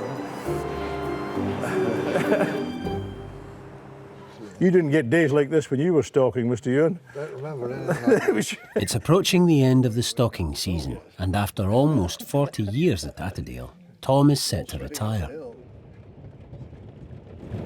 This is my 37th season, so I've been here since '79. In some ways, I think it's time to call it a day.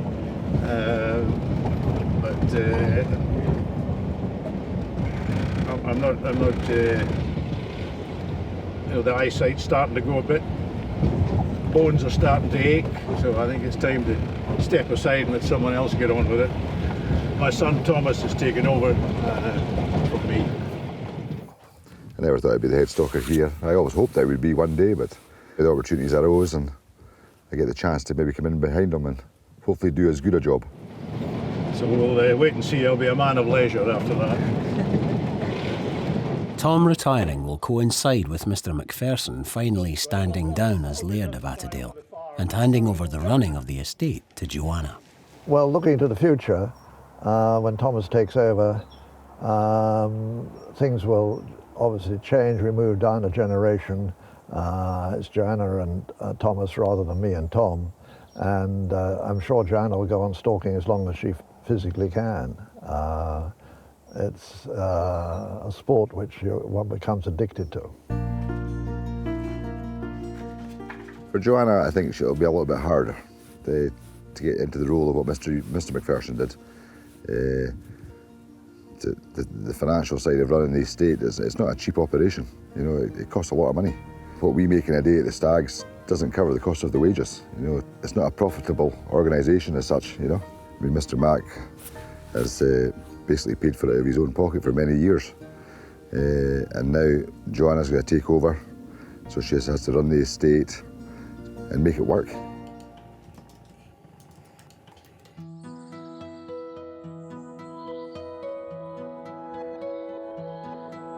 At the Auchline Estate in Glendochart, Archie, there's a rugby ball down there as well, please. Nicola is entertaining the children in the garden, Get him! while Emma visits the trophy room in the attic. It's the day of the Highland Cattle Society show. Yes, it's 1970. She's hoping to return with a prize to hang alongside her mother's. It's like going into a graveyard looking for all the old stones. But it won't be easy. Well, I think there's probably more pressure now than there used to be, because when Mum was doing a lot of showing, no sort of disrespect to her, but when, you know, back in the 70s and 80s, there weren't so many people interested in Highland cattle, but now they've become far more popular. And a lot of people now who have Highland cattle are rearing them on much better ground than we have here. So there's a bit more pressure when it comes to showing, because you're competing against a much wider audience.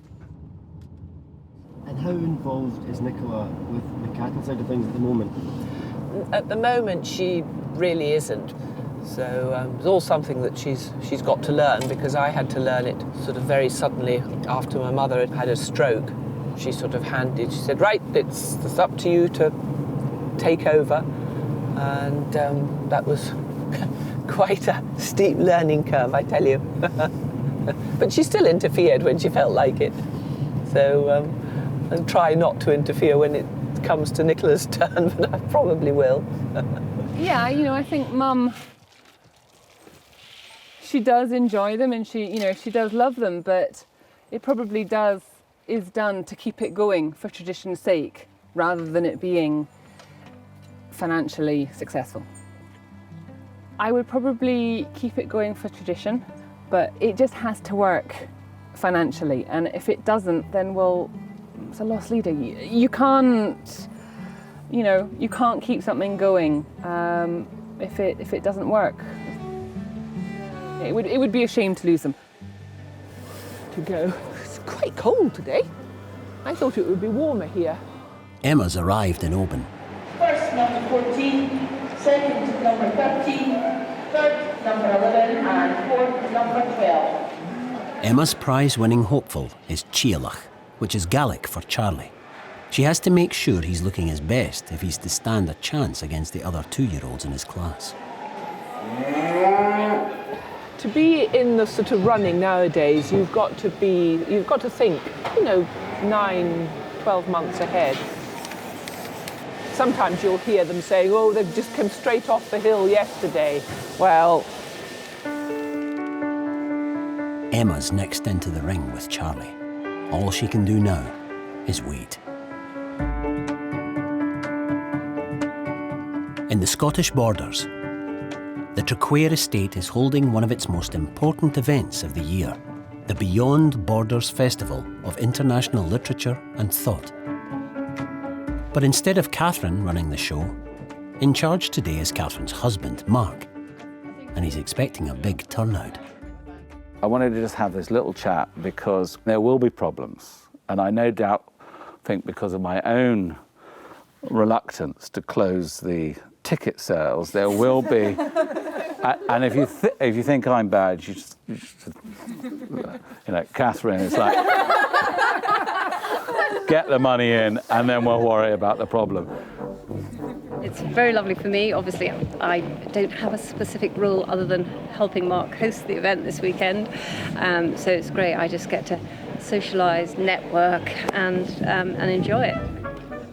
Mark is a QC and works for the United Nations as a mediator. He started Beyond Borders, an organisation dedicated to fostering peace through dialogue, 6 years ago. And part of this weekend's events focus on a peace initiative around women in conflict. Sometimes they do this. Oh, okay. As always, Catherine and Mark have roped in their kids to help out, with Louis manning the microphone for the Q&A. Youngest daughter Charlotte is selling homemade brownies. Welcome to my crib. Hi, David. Hey, how you doing? And Isabella is managing the visitors throughout the various events of the day. And there's one very important guest who's expected to draw a big crowd. We're waiting with bated breath for Nicola Sturgeon. She's on her way from Glasgow as we speak. You're going to take Nicola Sturgeon on a tour around Traquair House. Imagine that. Isabella's finished her exams, and her results have been the focus of a lot of attention. I'm trying to avoid so many people today. It's every fair event, it's like, same conversation 20 times. What's going on? Have you left school? What are you doing this year? What are your plans? I have to keep saying, I don't know. It's a bit of an anticlimax.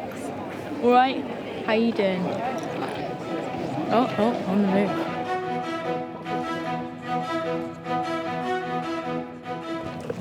Catherine, can you clear it? Clear it.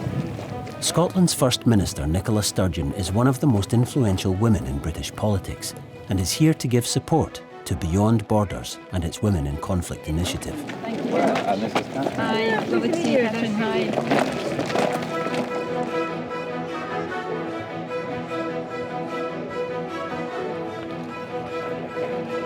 Nicola's on the move. Got to follow Nicola. What I'm really worried about is whether or not it's going to be too packed. What's it looking like in here? Good. I actually wasn't. Right.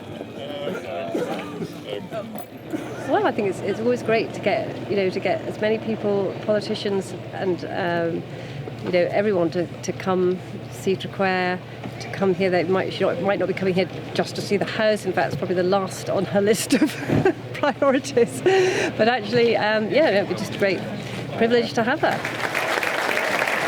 Well, on behalf of Beyond Borders, it gives me great pleasure to welcome First Minister Nicola Sturgeon to Traquair House. But let me start by asking you this. You've been propelled in a very short space of time from being well known in Scotland to having a kind of international celebrity status now. You asked that question about me as an individual. I actually think what has happened over the past year for Scotland is that the country has been propelled onto the international stage. As the talk gets started,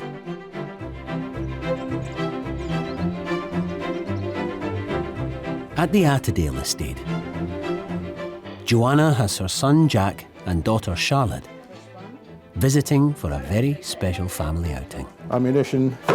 It's Tom's last day deer stalking with the family. Catch you later. See you later. A little bit anxious being the last day. You want it to be as successful as the other ones, but you just got to take it as it comes. But once I get out in the hill, I'll be all right. Yeah. Jack and Charlotte travelled up from London especially to be here for Tom's last day. First time they've all been together, probably be the last. So there'll be a family feud once we get up the road a bit. Charlotte, why aren't you looking for the deer? Because I've seen them. Each estate in Scotland is given a cull target by Scottish Natural Heritage. Numbers have to be kept in check to prevent overgrazing and protect the wider environment. Okay, let's go. Off we go. And Tom hasn't yet reached their target.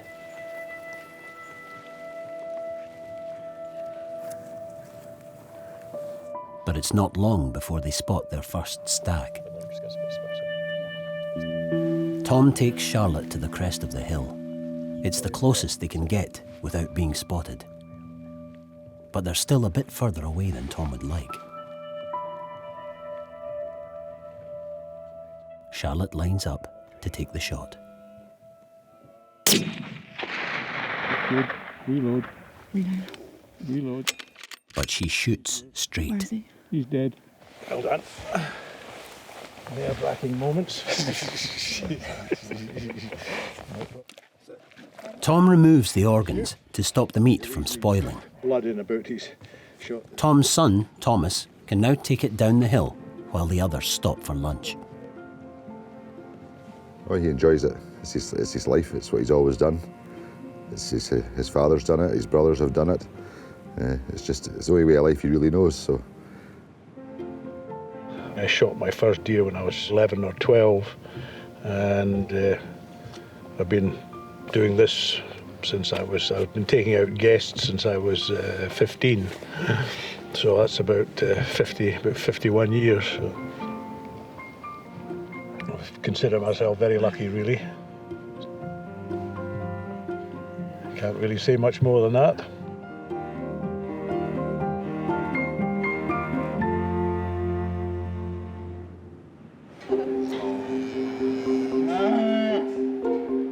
The Highland Cattle Society show has attracted a record number of visitors, and all eyes are on the ring for the 2-year-old class. Emma's waiting to see if the judge thinks her bull, Charlie, is worthy of an award. This is a new judge, yes. It's a German judge. I mean, the Germans are very keen on their Highland cattle, you know. Yeah, it's quite interesting to see how somebody from a different country thinks. Charlie's the last bull to be inspected before a decision is made.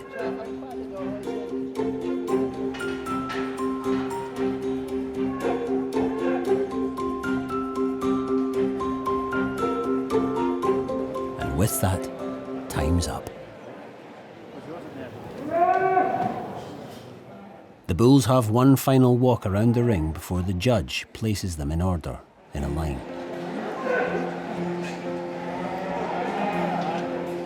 Charlie has to be placed in the top 3 to earn Emma her prize.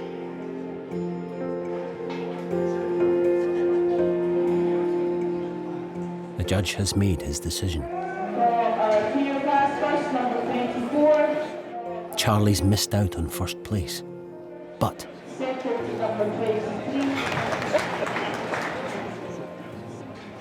Well, we've got second in a class of what, 1, 2, 3, 4, 5, about 9 beasts. So I'm pretty chuffed with that.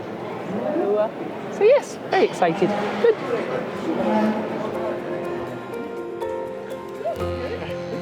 it's a great achievement for Emma, and she can now hang her certificate up next to her mum's.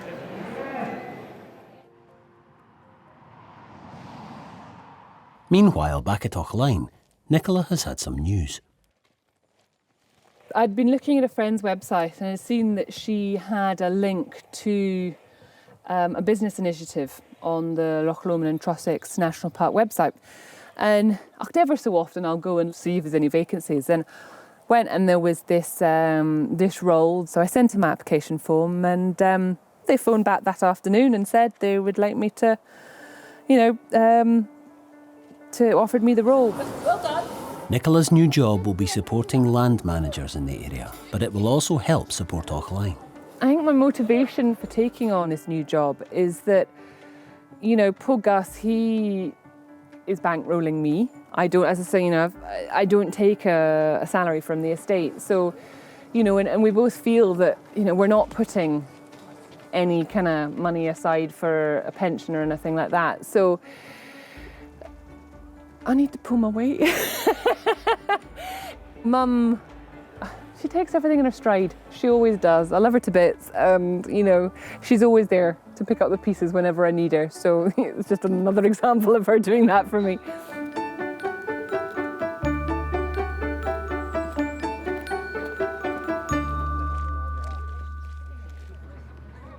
Nicola Sturgeon has finished her talk at Traquair House.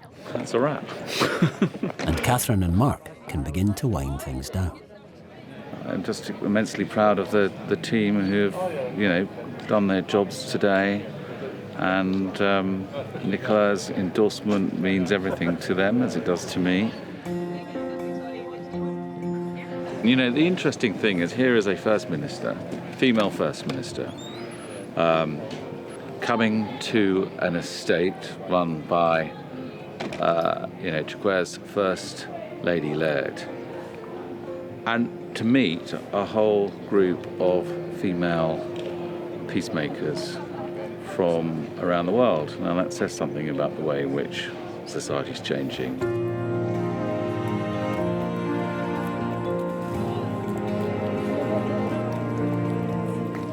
Not all estates are, full of puffed up, out-of-date aristocrats who look backward.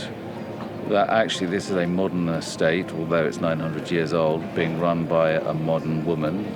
So I think Catherine will be delighted, and she deserves it.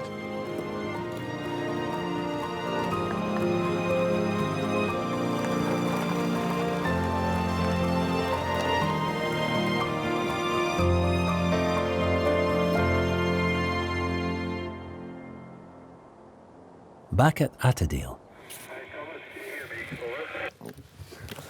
Yes, go ahead. The party have had a successful day and they can begin to head for home. Yeah, we'll let you know where we're heading. Okay, out. We've had a really fun time today because everyone knows each other very well and everyone's feeling very relaxed, really. So it's actually been great fun, and it's quite rare for Charlotte and Jack to be on their own together, which is why they're behaving like 10-year-olds. But actually it's been amusing and fun and quite memorable in its way, so... They start the long journey back down to the house. And for Tom, it will be the last time he's out with the family. Kind of mixed feelings, really. I have to say, this morning walking out up the west end of Bendronic, there was moisture running down my cheeks, and I have to say, it wasn't all sweat.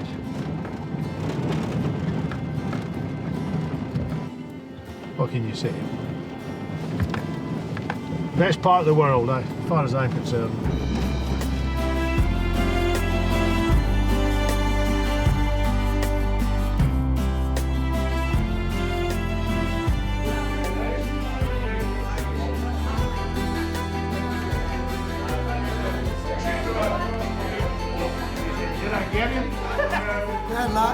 Now, ladies and gentlemen, it's both a celebration tonight and also, in some ways, an opportunity to look back. I hope he would agree with me that, in fact, he's done the job he always wanted to do in a place which Attadale is a very special place. So I think I would ask you all to raise your glass and drink to Tom's health and for a future happiness.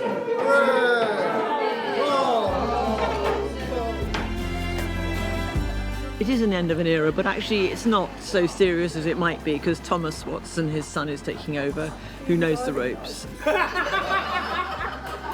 Life will go on, but it was a chance for people to reminisce, and I could tell my parents really enjoyed it, which was fun, and everyone had a good time.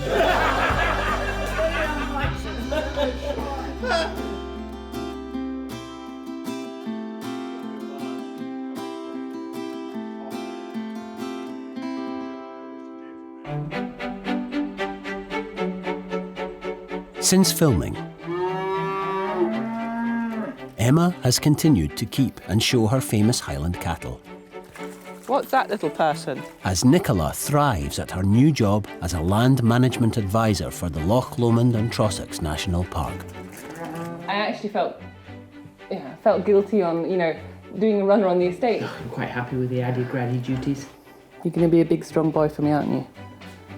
And continue to pick your nose. Lovely.